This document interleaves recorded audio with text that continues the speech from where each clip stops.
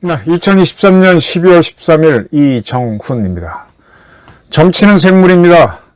이쪽으로 갈 것 같은데 저쪽으로 가고, 저쪽으로 가는 줄 알았더니 위로 가고, 위로 가는 줄 알았더니 밑으로 가고, 밑으로 가는 줄 알았더니 뒤로 갑니다. 김기현 국힘당 대표가 사퇴했습니다. 이낙연 전 총리는 신당 창설을 하겠다 그랬습니다.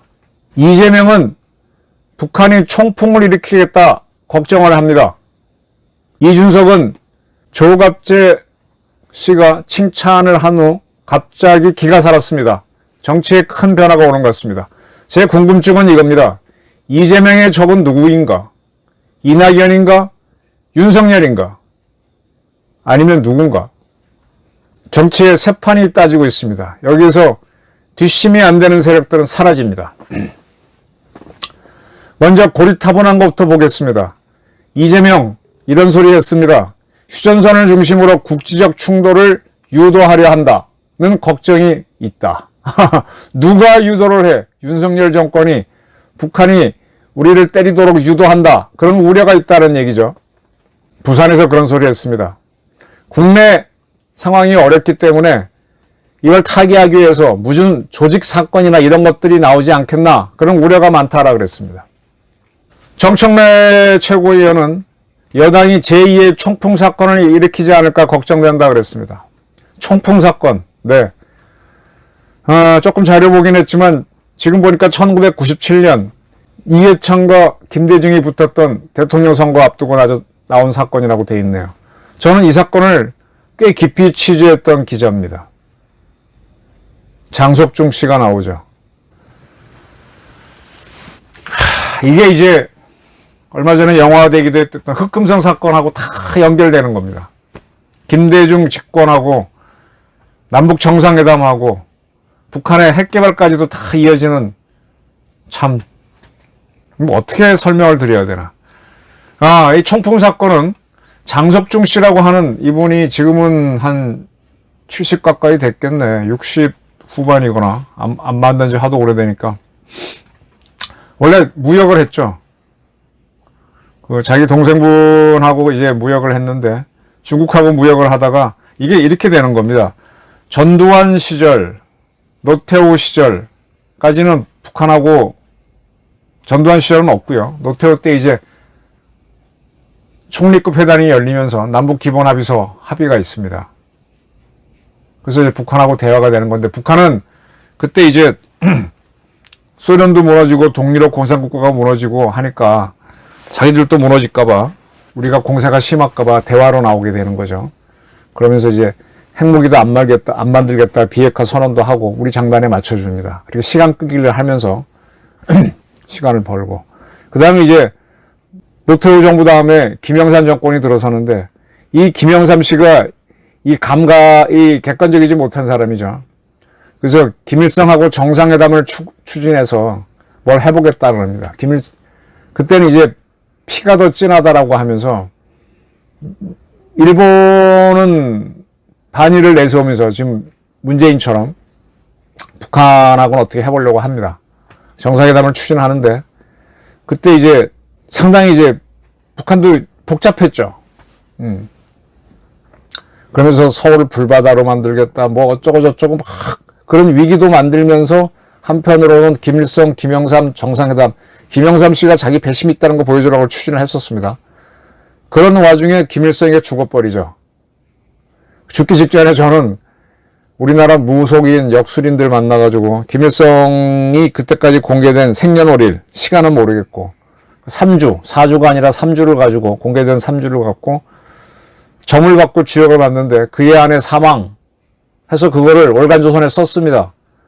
그중에 심진성이라고 하는 무당은 음력 5, 6월에 죽는다. 조자령이라고 하는 무당은 음력 7, 8월에 죽는다. 그리고 나머지 분들은 다 올해 안에 죽는다 그랬는데 정말로 그해 죽습니다. 김일성이. 제 기억이 음력으로 5월 말일 날 죽었어요. 양력으로는 7월 8일인가 그렇습니다.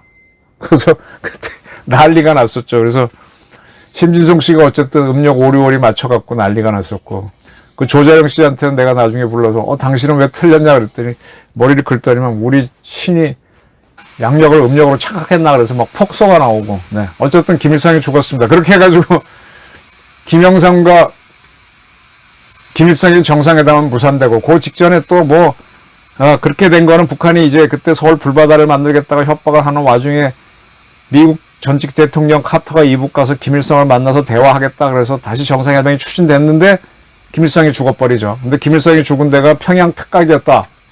묘양산 쪽 특각이었다.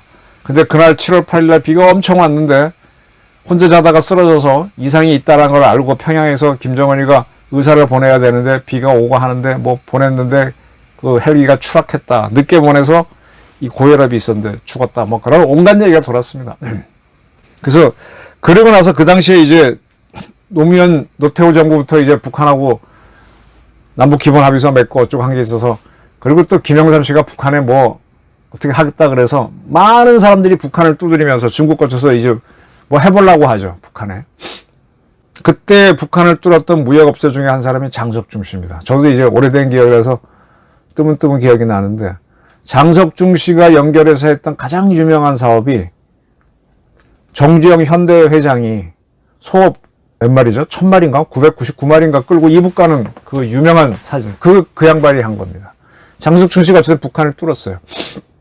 하여간 이 장석중 씨가 그렇게 했는데, 이분이 그때 오정은 씨라고 청와대에 있던 행정관이죠. 오정은 씨는 김영삼 정권 때 청와대에 있던 사람이고, 그 다음에 한성기 씨도 기억이 납니다. 이 양반은, 그때 오토바이를 타고 북한인가를 통과해서 시베리아를 지나서 유럽까지 가겠다. 뭐 그런 걸 추진했던 분이에요. 체육 선생 출신인가 그런 겁니다. 나중에 한번 이분이 다른 걸로 유죄를 받고 감옥에 갔다가 나중에 저를 찾아온 적이 있었던 기억이 납니다. 어쨌든 간에 이제 그래서 김영삼 정권이 뭐 어쩌고저쩌고 하다가 IMF 외환위기를 맞으면서 무너집니다. 그리고 이제 차기 대권 후보로 이회창 전 대법원장을 내세웁니다. 그리고 저쪽에서는 JP가 합세해서 김대중 씨를 후보로 내세우죠. 그런데 선거 결과는 김대중 씨가 이기는데, 그때 이회창 당선을 돕기 위해서 한성기, 오정은, 그 다음에 장석중 씨가 북한 측에게 판문점에서 총을 쏴게 해달라 이렇게 의뢰를 했다라는 겁니다. 그럼 진짜로 이 사람들이 했다고 칩시다. 그러면 그거를 여기서 어떻게 알아요? 그거가 이쪽에 알려졌다고 하는 사람이 이제 흑금성이 되는 거죠. 흑금성에 대해서 여러분들이 많이 헷갈리는데, 흑금성은요, 친 DJ였어요, 그 당시에. 이 흑금성 뒤에 또 백금성 역할을 하는 사람이 있고, 그 사람들이 이 사건에 개입해서 북한 갔다 오고 어쩌고저쩌고 해서, 얼마 전에 뭐 공작이라는 영화를 만들었죠. 원래 공작이라는 책은 제가 먼저 썼고, 그 다음에 흑금성 중심으로 또 누군가가 책을 써갖고 그걸 영화해서 띄우려고 했는데 그 영화는 실패하는 겁니다. 하도 흑금성을 미화하고 어쩌고저쩌고 해서 말이 안 되는 소설이 됐는데, 흑금성이 이제 그걸 알려주는 거죠. 총풍 사건이 있었다. 근데 이 사건은 제가 장석준 씨, 그 동생도 참 여러 차례 만나 그랬는데, 그런 얘기를, 뭐, 결론적으로 말하면 1심에서는 이 김대중 정권 때 하게 되는데, 1심에서는 모의를 하고 북한을 요청했다라 해서 유죄가 나오는데, 2심에서는 뭐 서로 얘기한 건 같긴 한데 북한한테 전달했다는 증거가 없다 해서 무죄가 나옵니다. 다만 이제 허가를 받지 않고 북한인들을 만난 게 대해서 보안법 위반으로 유죄가 나오면서 다 집행유예가 돼버린 사건이죠. 아무것도 아닌 사건이에요. 축풍 유도 사건. 근데 이거 가지고 그때 하여간 DJ 정권에서 이해창 정권 사람들 총풍 사건 갖고 굉장히 흔들죠. 그때 이제 이 사건을 연결해줬다는 게 그 흑금성입니다. 흑금성은 제가 이제 막 취재에 들어가고, 그때도 지금 같으면 저도 뭐 확실하게 알고 그나마 얘기하지만 그때는 막 떠든 들어갈 때니까 뭐 잘 모르고 뭐 기자들끼리 싸움질 하면서 막 서로 막 그렇게 들어갈 때였습니다. 근데 권영애 씨도 이렇게 안기부장실에도 할복하는 사건도 생기고, 또 천도구 교령 사건도 생기고, 뭐 굉장히 시끄러운 겁니다. 총풍 사건은 결론부터 말하면 없었습니다. 근데 그게 있다고 김대중 정권이 꿈에서 밀어붙였다가 예, 그 부분은 무죄가 나는 사건이에요. 그리고 나서 총풍 사건을 또 확인해 보기 위해서 북한에 와 있던 북한 요원을 하나 납치해 옵니다. 잘못 납치해 왔어. 이 친구가 총풍 사건을 모르는 거야. 그래갖고 안가에서 데리고 있다가 가치가 없으니까 대충 감시 안 한 거예요. 근데 이 친구가 그래서 밤에 담을 넘어서 도망쳐요. 중국 생활을 오래 했으니까 도시 생활을 알잖아요. 베이징. 그 돈은 없죠. 그때 여름이었을 거야. 그래서 안가에서 나오니까 도로가 있으니까 택시를 타고 세웁니다. 탑니다. 택시 탈 줄 아니까. 그리고 이제 중국에서 CCTV가 우리말로 하면 중앙방송이잖아요. 북한에서도 중앙방송이 제일 센 거니까 중앙방송 가자 그럽니다.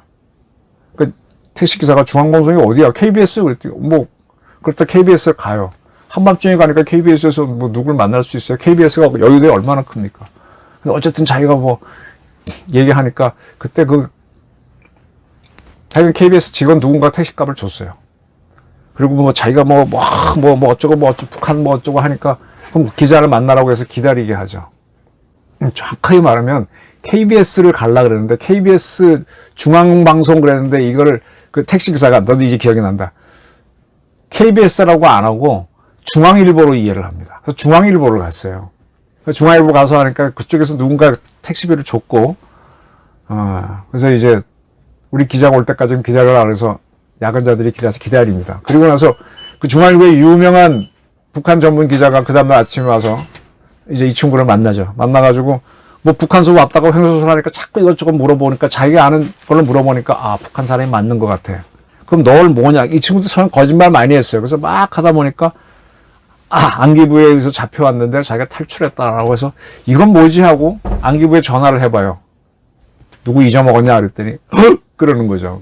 그래서 이제 막 와서 이 친구를 데려갑니다. 이 사건은 제가 썼던 공작책에 나오죠. 이 북한인이 최암흑입니다. 이 총풍 사건을 뒷받침하기 위해서 중국에 와 있던 북한 요인을 납치해 왔는데 전혀 몰라. 그 총풍 사건 자체가 없었어. 그래갖고 대충 감시하다가 이 친구가 도망쳐서 중앙방송 가자 그랬는데 택시기사가 중앙방송이 KBS인데 그걸 놓치고 중앙일보로 가서 중앙일보에 굉장히 유명한 북한 기자를 만납니다.